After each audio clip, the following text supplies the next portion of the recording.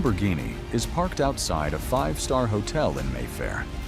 People stop, take out their phones, and record it for Instagram. To most people, this looks like success. But there is one question almost nobody asks. Who really paid for it? Was it business, inheritance, debt? Or was the car rented for a few hours? Or did the money travel through shell companies, offshore accounts, lawyers, banks, and property agents before it finally arrived on a London street looking clean? London does not just sell luxury, it sells respectability. A clean address, a famous postcode, a trusted financial system. For ordinary people, London is history, culture, ambition, and opportunity. But for suspicious money, London can offer something even more valuable: a new identity. According to some estimates quoted by a senior UK official, nearly 40% of the world's laundered money passes through London, UK overseas territories, and Crown dependencies. That does not mean every rich person in London is a criminal, and it does not mean every luxury car is dirty. But it raises a serious question. How much of London's luxury is built on money the world was never supposed to see? This is the dark side of London.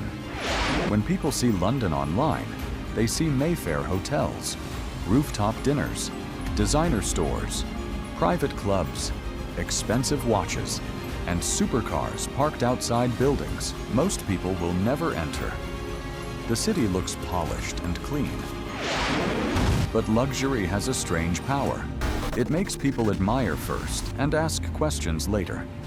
If someone buys a penthouse, people notice the view before they ask who owns it. If someone walks out of Harrods with expensive bags, people see status before they think about the source. That is the first trick of luxury. It hides the process and shows only the reward. To understand the darker side, imagine a corrupt official in a poor country.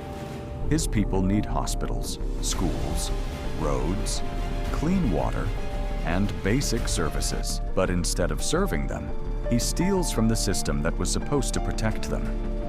Now he has money, but he also has a problem. He cannot simply walk into London and say, "This is stolen public money. Please make it respectable." So the money needs layers: a company, another company, a trust, an offshore jurisdiction, a lawyer, an accountant, a bank account, a property agent, and finally a luxury apartment in one of the most expensive cities in the world. By the end, the money has changed costume. It entered with questions around it, but came out with a London postcode. Property is one of the easiest places to hide wealth because buildings do not speak. A mansion does not explain where the money came from. An empty apartment can sit quietly for years, while the real owner stays hidden behind offshore structures. Transparency International UK has reported that almost 52,000 UK properties were still owned anonymously, even after a law designed to reveal their true owners. In a city where ordinary people struggle to pay rent, that is not just a housing issue. It is a power issue. Westminster shows the contrast. It looks like the center of democracy. But Transparency International UK reported that Russians accused of corruption or links to the Kremlin bought around £1.5 billion worth of UK property, with nearly £430 million in Westminster alone. Outside, London looks transparent. And one real case makes this story much harder to ignore. Her name was Zamira Hajiyeva. To the public, she became known as the woman who spent millions at Harrods. On-screen newspaper proof, Reuters 2018 headline: Azeri banker's high-spending wife targeted by new British anti-graft powers. Reuters reported in 2018 that Hajiyeva was the first target of Britain's new anti-corruption powers, known as unexplained wealth orders. The report said she had spent more than £16 million at Harrods and was linked to a property and a golf course worth about £22 million. This was the moment the story stopped being abstract. Now there was a name, a luxury store, a Knightsbridge property, a golf club, and one question underneath it all: where did the money come from? Hajiyeva was the wife of Jahangir Hajiyev, the former chairman of the International Bank of Azerbaijan, who had been jailed in Azerbaijan for fraud and embezzlement. The National Crime Agency used one of Britain's first unexplained wealth orders against her. This law does not automatically say someone is guilty, but it asks a powerful question. Can you explain how this wealth was obtained?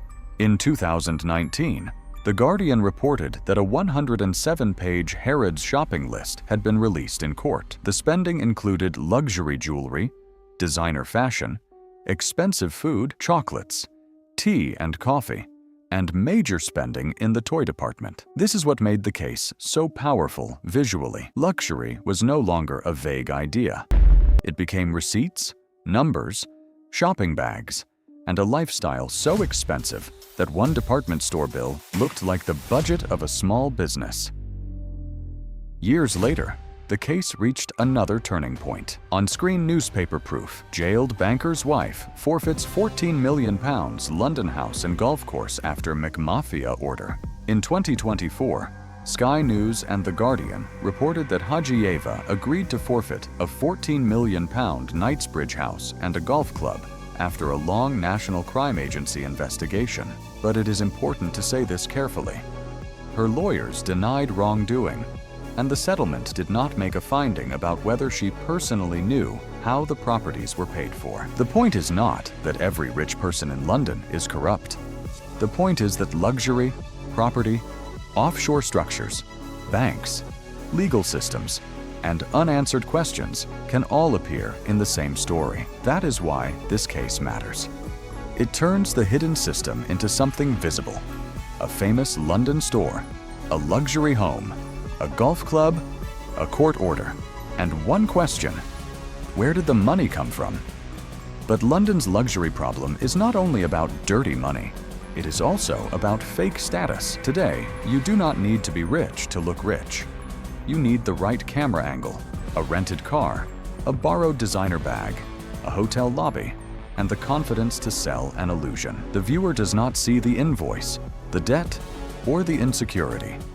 The viewer only sees the final image, and the final image quietly says, "You are behind." A young person watching from a normal bedroom sees Mayfair dinners, designer shopping, expensive cars, and people their age pretending to live like billionaires. Slowly, ordinary life starts to feel like failure. So London's luxury stage has two illusions happening at the same time. One side is people pretending to have money they do not have. The other side is money pretending to be clean when it may not be. Both depend on image, and that is the real darkness. Luxury is not always about comfort. Sometimes it is camouflage. It can hide where the money came from, who owns the asset, and what damage was left behind. Before that money became a luxury apartment in London, it may have been public money meant for hospitals, schools, roads, or workers' salaries. Instead, it was moved abroad and transformed into a clean-looking asset. Dirty money does not only create luxury in London, it leaves emptiness somewhere else. That is the final trick. The system does not need you to understand it. It only needs you to admire it. It wants you to look at the car, not the company behind it. It wants you to look at the penthouse, not the ownership structure behind it.